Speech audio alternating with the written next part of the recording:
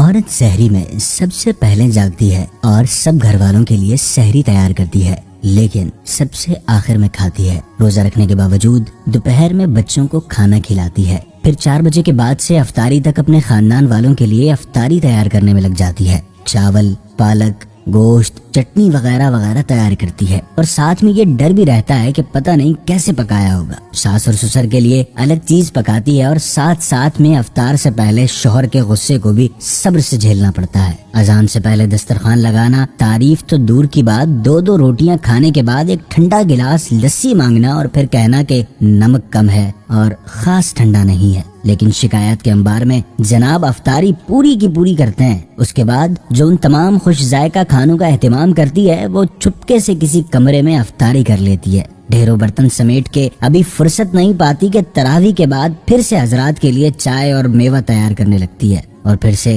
سحری میں سب سے پہلے جاگتی ہے۔ اگر خدا نخواستہ نہ جاگی اور سحری لیٹ ہو جائے تو سب خاندان کا نزلہ بیچاری عورت پر گرتا ہے۔ سارا دن تانے سنتی ہے۔ آپ سب سے درخواست ہے کہ گھر کی ساری عورتیں، خواہ وہ ماں ہو، بیوی ہو، بیٹی ہو، بہن ہو یا کوئی اور رشتہ ہو، ان کا لازمی خیال رکھیں، آخر وہ بھی ہماری طرح انسان ہے۔